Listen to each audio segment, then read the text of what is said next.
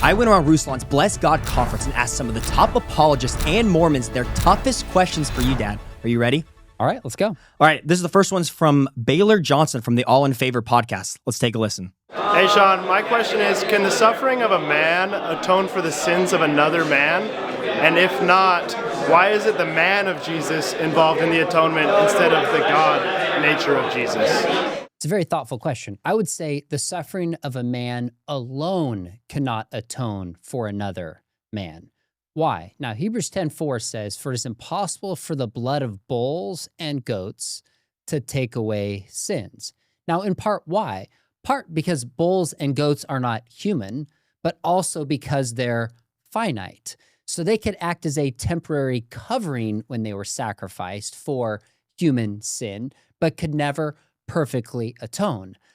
Jesus is the perfect atonement. Why? He is a man, he's fully human, so he represented us, but he's also divine. He's God. So his sacrifice, unlike the sacrifice of bulls and goats, or unlike the sacrifice of a mere man, would in fact be infinite and atone to a God who is the one humans have offended. And by the way, Hebrews 10:4 says it's impossible, again, for the blood of bulls and goats to take away sins.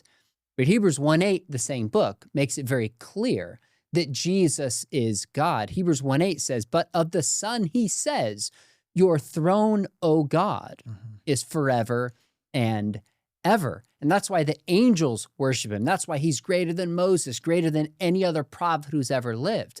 So he's right in this question to indicate that we need a human to atone for us, but not a mere human, one who's also divine. It's good. All right, let's take a look at the second question. This one's from Jacob Hansen. If God can't suffer, because to suffer is to lack something, how could God have suffered on the cross? All right, Dad, that's a pretty good question. What do you got? Jacob Hansen is a Latter-day Saint. So even though we have some significant gaps and differences in our theology, we also have a lot in common.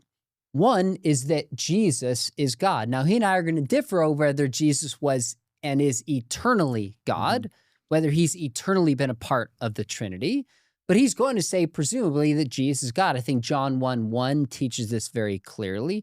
Titus 2:13, where it says, "Our great God and Savior, Jesus Christ." So first off, we know that Jesus is divine. Second, we know that Jesus is human. He didn't just appear to be human. He's genuinely human. How do we know this? He's born of a woman. He grew. Luke 2:52 didn't grow morally, but he grew in wisdom, grew in stature, grew, etc., relationally. He got tired in John chapter 4, but he also suffers on the cross physically and relationally. So in some ways, we could just stop there and say, well, it's a mystery, but the Bible teaches Jesus is human, and it teaches that Jesus is divine. If we can't explain the how, it doesn't mean that it's false. Now, what's unique about the person of Jesus is where John 1:1, I think, specifically describes, and this is where presumably Jacob and I would have some debate, is that I think it's very clear that Jesus always was eternally divine, takes on human flesh. He's not recognized, but takes on human flesh and in some sense limits himself. And this is also Philippians chapter 2. Now that opens up a can of worms we don't have to go down to. But what's unique about Jesus is he's always been God, but he takes on human flesh and is like us in every way. Now, how Jesus could suffer and God could suffer, this is where we get into the passibility versus impassibility debate, whether God can change or not. And clearly, again, Jacob and I are going to differ over in what ways God has changed and how God can change massively. But if you say, like, if you take the view of God's passibility, then that threatens to go to open theism, where you have God not knowing and understanding the future. If you go to impassibility, it threatens to go towards deism, where God who doesn't experience suffering or God who doesn't relate to us, he's so different and distant, we can't relate to him. There are different theologies within Orthodox Christianity over how passible and impassible God is. I'm not going to settle this here, But I would read Hebrews 4:15 says, "For we do not have a high priest who is unable to sympathize with our weaknesses, but one who in every respect has been tempted as we are, as yet without sin." So Jesus is divine, always has been, always will be. But somehow when he takes on human flesh, he's capable of getting tired.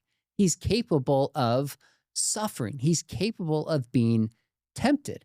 And we have to keep both those in tension to really capture who, in fact, Jesus is.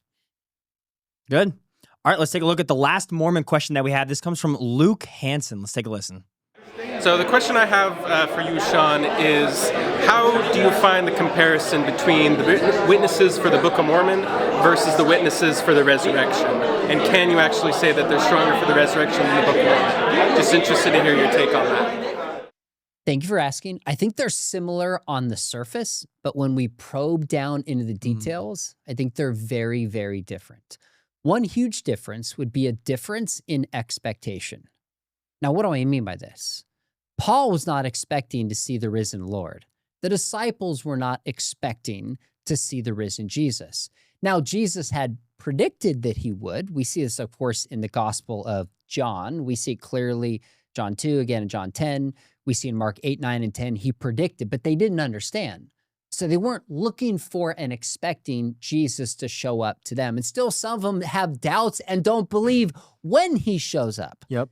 That's not the case in the 3 witnesses and the 8 witnesses. So Doctrine and Covenants 17, verses 1 through 3 said, "Behold, I say unto you, that you must rely upon my word, which if you do with full purpose of the heart, you shall have a view of the plates."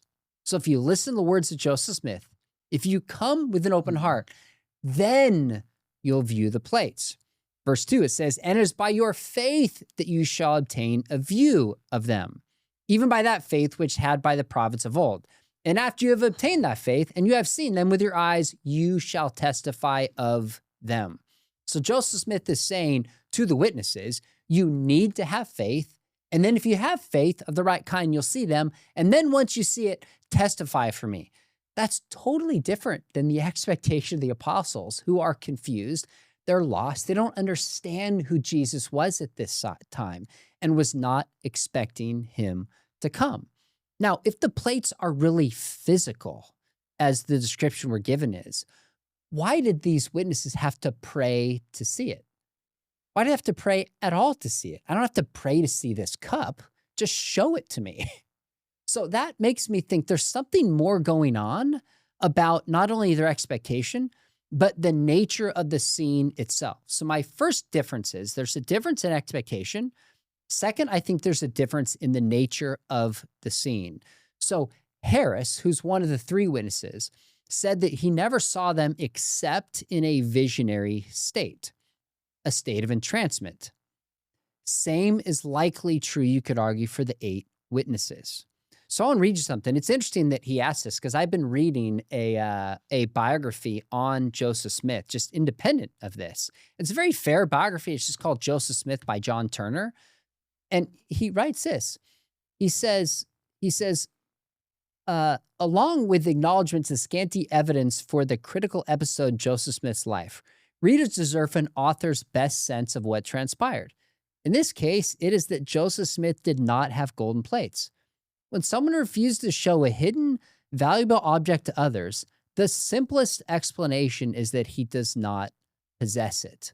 I think he's probably right about that. So it was a spiritual kind of scene, not a physical one. Now, with that said, I would say a couple other things about this. If they saw the plates, this is also a different kind of scene than seeing somebody who was dead and alive after 3 days.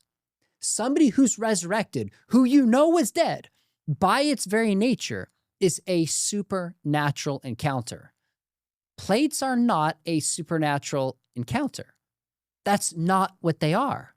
So I think because of how sly he was in hiding them and having people pray and having a spiritual experience, I don't think he had the plates.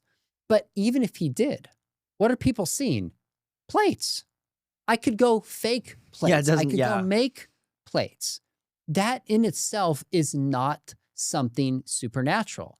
So I don't think they saw him. Even if they did, to me, it doesn't compare to seeing somebody who's dead and somebody who's alive and says, look at the wounds in my hand and in my feet, like Jesus says to Thomas in chapter 20, verses 28 of John. Now, with that said, I'd say a couple other things. One, I'm going to do a deep dive on this because this keeps coming up. So hang tight. I'm going to invite on a scholar and we're going to really look in a deep dive of this. But I also would say I actually love the invitation to take a look at the historical record of the resurrection and the historical record of the Book of Mormon. Let's have that conversation. And frankly, to be really honest, I think we're comparing apples and oranges. And again, here's what the author of this book writes. He says, then there's the published Book of Mormon, which Joseph claimed was a translation of the engravings on the plates. Archaeology, DNA analysis of indigenous Americans, and the relationship between the Book of Mormon and the Bible, not to mention the Book of Abraham, all point to the Book of Mormon as a 19th century creation. I think he's right about that. So I don't think they compare, even though they're about, I got to do the math, 1,800 years plus later than the appearances we have for the apostles. I don't think they compare with the visionary, expectant type of scene that the 3 witnesses and 8 witnesses had. Final piece, I did my doctoral dissertation on the willingness of the apostles to suffer and die for their belief that Jesus has risen from the grave. Now, I know Joseph Smith is often called a martyr, but I wrote on this in my academic book. I think he was killed unjustly. They attacked the Carthage jail and he didn't have a chance of a trial. That is messed up when they killed him. And he defended himself. But I don't believe he could qualify as a martyr, as I do many of the apostles themselves could qualify as a martyr. I won't make that case here, but I really don't think the 3 witnesses and the 8 witnesses, and there's so much more could be said, compared to the resurrection accounts for Jesus. All right, so next we have inspiring philosophy. Here's this question. Sean, what is your view of eschatology? Are you a postmillennialist, premillennialist, amillennialist? Which one are you and why? I don't think I've ever addressed this publicly. Michael, you are pulling it out of Breaking me, news man. here. I would say I embrace the premillennial position, and here's why. Partly because of the nature of the millennium. I don't think we are in the millennial state right now. And this is a position that all millennialists will take. I think as we look around, we look at Revelation 20, the way that and also in Isaiah, the way the millennial state is described doesn't seem to match up with our current state. And I can't be convinced that Satan is bound in the sense that he's just limiting us, limiting the gospel from going forth. Now, I know all millennialists will have their response to that, but that's my take. Nor do I believe the world is being increasingly Christianized, a postmillennial view that will be tied to when Jesus comes back. It's interesting. Postmillennial view took a serious hit at the beginning of the 20th century when, especially with World War I and World War II, there was a magazine called The Christian Century at the beginning that thought this will be the most Christianized century ever, and then Jesus will come back. Well, World War I and World War II, pun intended, put a death knell to that optimism. So textually, and I think also the nature of the millennium, and really the chronology in Revelation 20 would make me land on pre-mill. I'm confident of that position, not dogmatic. Happy to be talked out of it if somebody could make a better case.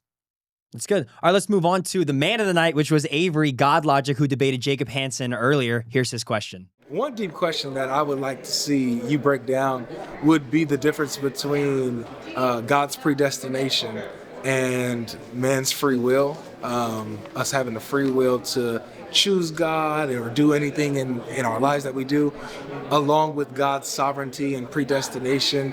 How would you break that down? How do you harmonize the two? Would love to see your answer on that. This is a second question I've never addressed intentionally publicly. Michael and Avery, you're drawing it out of me. This deserves a far better response than I could give here. When I was a student here at Biola, I remember asking this to my dad, who's in the audience right now watching. I said, Dad, I had to reconcile this. I remember he looked at me and said, son, the Bible teaches that God is sovereign, and it teaches that we have free will. And I remember thinking, I want to know how that's unsatisfactory.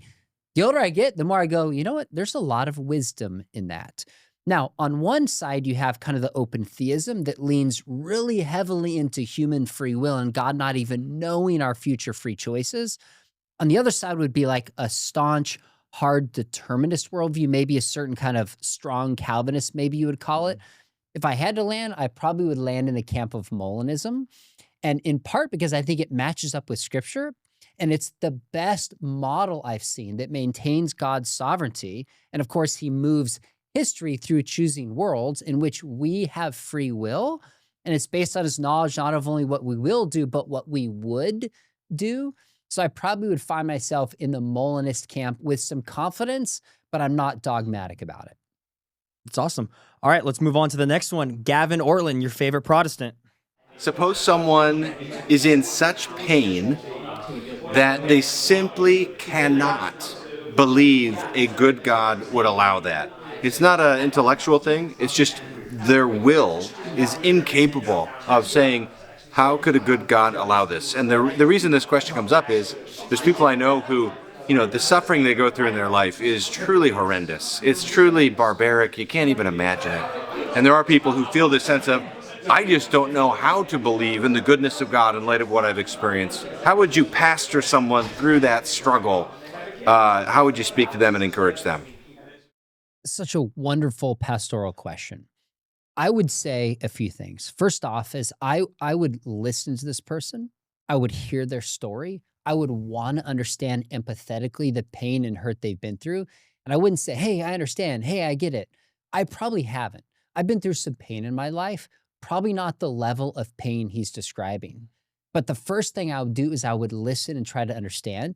And then I would try to lovingly communicate that God is big enough for their pain. God is big enough for their hurt. Just because somebody feels like God can't be present in their life and believe in him doesn't mean that God is not working. Doesn't mean that God is not good. God meets us in our brokenness and will minister us where we are at. The third thing is I would probably find examples of people who felt that way and then over time were able to look back and say, you know what? I actually was convinced that God could not be good. I was convinced he couldn't have a reason for this. I could not believe in God's goodness. But now over time, I see it in a way that I didn't. Now, this is not the same, but 3 years ago, I went through some serious pain. I dropped down 135 pounds. And I remember being at the point where I was like, God, I cannot thank you for this. I can't. But all I'm asking for is the strength that you would help me at some point, A, get through this, but B, be able to look back and then at some point understand it. Now I do. So I would want to bring stories to this person and say, I get it. I'm not preaching at you. I love you through this. God understands. A lot of the Psalms are complaint Psalms, people crying out to God saying, you've abandoned me. Where are you? This is a part of the journey, but there's hope.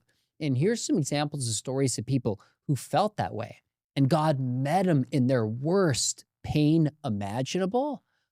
Don't give up. And I would keep encouraging them and stand by them no matter where they're at with that hope towards the future.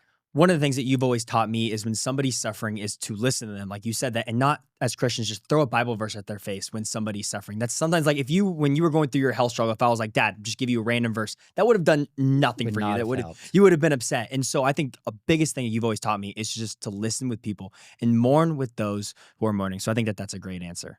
Good stuff. All right, last question is from Ruslan, the man himself. Let's do it. Okay, here's my one question. Where does Dr. Sean McDowell believe specifically about aliens, demons, and the Nephilim? Do you take the view that aliens are the Nephilim and they're demons, or would you take a broader approach and say, hey, there could be creatures that God created from a different galaxy that can break the rules of physics, but yet they can still be saved? That's a good question. I love you, Ruslan. First off, this is not one question. This is like 4 questions embedded into one. So I would say a few things about this. I'd say I think if we mean aliens, higher level intelligence, not just life on other planets or complex life, but intelligent life, I have not seen convincing evidence that they exist and have communicated with us. I'm not persuaded. Now, that would raise a lot of theological and biblical questions. And there's been people even like C.S. Lewis who have speculated theologically about how that would fit in with the death of Jesus and the sovereignty of Jesus. I'm not going to go into that here. But if there are or is life on other planets, it's not going to have happened by accident. There's so many conditions that have to be made right for there to be life. I think it's going to be evidence for design. Now, when we look at extra life, is it possible that those are demonic? Yeah, those who don't believe in God are going to say we're crazy to think about that. But we believe there are human beings that exist, but there's also spirit beings that exist, and they're very real. Norm Geisler brought this up years ago when he was on trial. He's like, certain paranormal sightings or UFOs could be demonic. That's a possible explanation. I cannot rule that out. Now, part of this question tied to the Nephilim raises all sorts of crazy questions from First Enoch, Genesis chapter 6. So Ruslan and I actually both use Logos, and they're both a sponsor of his channel, a sponsor of this channel. So I'm just going to ask Logos, who is the Nephilim? Let's see what it says. All right, so it's loading. As it comes up, it says, here's an interesting take, and it gives sources on this. It says, the Nephilim were offspring resulting from sexual relationships between the sons of God and the human women in Genesis chapter 6. Their identity hinges on interpreting who the sons of God were, which is a matter of considerable debate. There's a range of interpretations on Genesis chapter 6. There's some that try to interpret this naturally and some supernaturally. The early church was unanimous that the sons of God were these demonic type beings or angels that had sex with the daughters of men, women.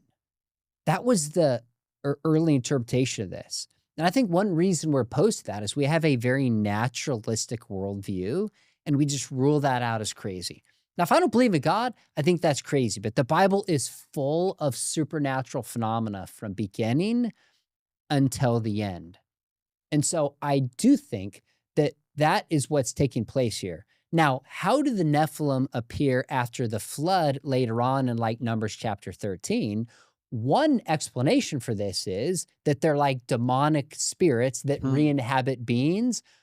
That's possible. I don't know if I go all the way with that one on Heiser. That is an explanation that fits. There's other explanations for Numbers chapter 13. So there I'd say maybe I'm open to being convinced, but I'm not sure I can fully land that one and go all the way. But I would say Genesis 6 very highly are angelic beings descending themselves. And I think when you follow up with both books of Peter and in Jude, it makes it very clear that there's some kind of supernatural phenomena taking place in that passage. Well, that's all the questions, Dad. Good job. You survived. How do you feel? Those were not the questions that I expected, but that was fun. Great questions from Latter-day Saints and great questions from Christian apologists.